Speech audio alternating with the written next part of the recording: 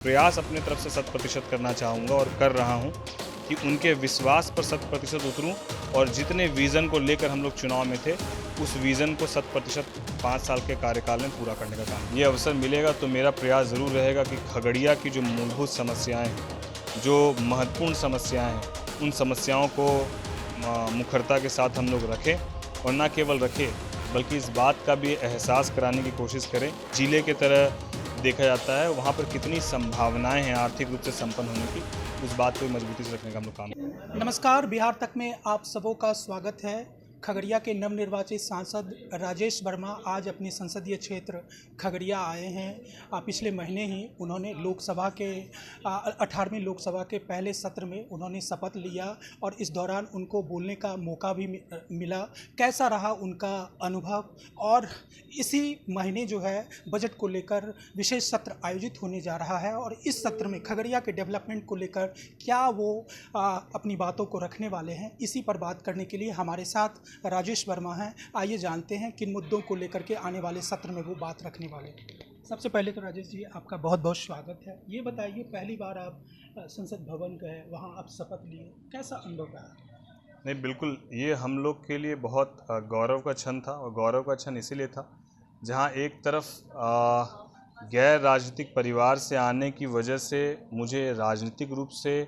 देश के सबसे बड़े लोकतंत्र के सबसे बड़े मंदिर लोकसभा में मुझे जाने का अवसर प्राप्त हुआ और वहाँ पर जाने के बाद हमारे यशस्वी प्रधानमंत्री आदरणीय नरेंद्र मोदी जी के अभिभाषण, राष्ट्रपति के अभिभाषण को सुनने का अवसर मिला, उनके विज़न को जानने का अवसर मिला और साथ ही साथ देश के 543 सांसदों से रूबरू अलग अलग प्रदेश और सोच कमोबेश सबकी डेवलपमेंट की एक जो सोच है उस सोच के साथ सब लोग वहाँ पर थे। सबसे कुछ न कुछ सीखने की भावना लेकर हम लोग वहाँ पर पहुँचे हैं और मुझे पूरा विश्वास है जिस तरीके से स्पीकर साहब ओम बिरला जी ने हम लोग सभी 281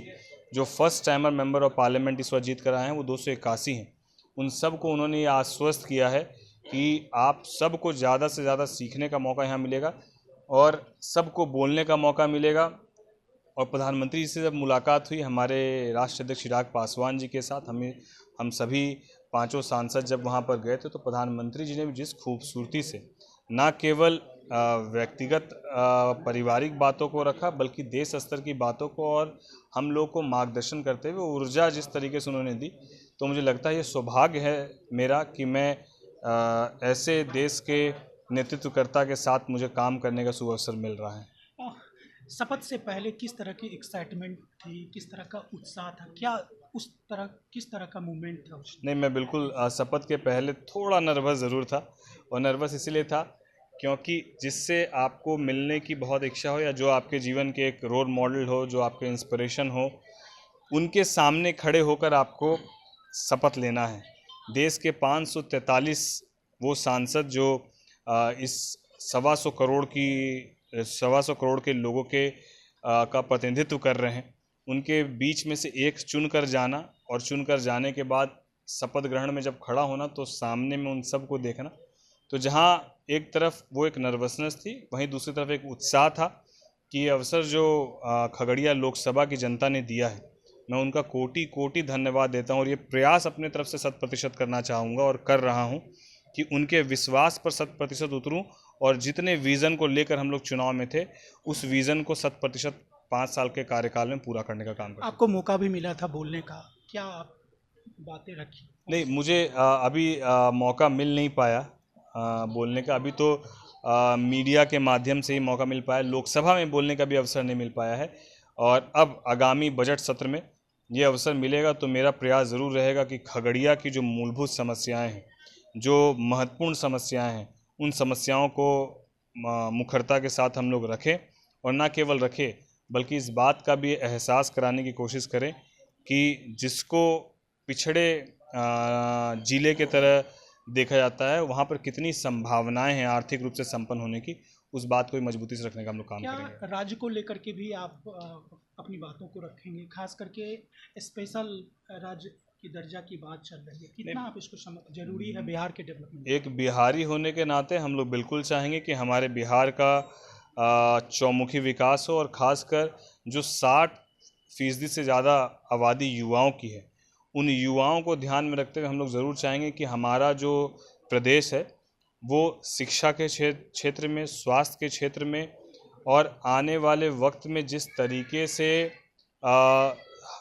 खेल के क्षेत्र में युवाओं का उभरता हुआ रुझान है, तो मुझे लगता है इन तमाम क्षेत्रों में बिहार में यदि काम किया गया तो बिहार में जिस तरीके से IAS और IPS आप देखते हैं, उस तरीके से ओलंपिक में बिहार के आप युवाओं को देखेंगे। उनके अंदर वो हुनर है, सिर्फ एक मंच की ज़रूरत है, एक प्लेटफॉर्म की ज़रूरत है। विशेष राज्य का दर्जा मिलना चाहिए। बिल्कुल विशेष राज्य का दर्जा मिलना चाहिए और इसके लिए जो भी अमेंडमेंट करने की आवश्यकता है, क्योंकि इसमें अमेंडमेंट के बिना ये संभव नहीं है। बहुत जानकारी मुझे अभी उस विषय पर नहीं है, लेकिन मुझे लगता है कि इस विषय को लेकर हमारे राष्ट्रीय अध्यक्ष चिराग पासवान जी भी उतनी ही मजबूती से प्रधानमंत्री जी के समक्ष इस बात को उस वक्त भी रखे थे जब प्रधानमंत्री से मुलाकात हुई, और कमोबेश जब भी उनको मौका मिलता है वो बिहार के बेहतरी के लिए जो विशेष पैकेज लेने की आवश्यकता हो उसको लेकर वो बात अपनी रखते हैं। इस सत्र को लेकर के क्या तैयारी है? देखिए, बजट सत्र है, उसमें बहुत सारे मुद्दे हैं, चाहे वो फाइनेंस से रिलेटेड हो, चाहे वो क्षेत्र में एजुकेशन से रिलेटेड हो, चाहे वो कल्चर से रिलेटेड हो, हेल्थ से रिलेटेड हो। तो मुझे लगता है कि बहुत सारे विषय हैं और उन विषयों का समन्वय करते हुए हम लोग ये प्रयास करेंगे कि जो मुख्य विषय प्राथमिकता से मेरे क्षेत्र को लेकर है उसको हम लोग प्रमुखता से रखें। बहुत धन्यवाद। स्वतंत्र कुमार सिंह, खगड़िया, बिहार तक।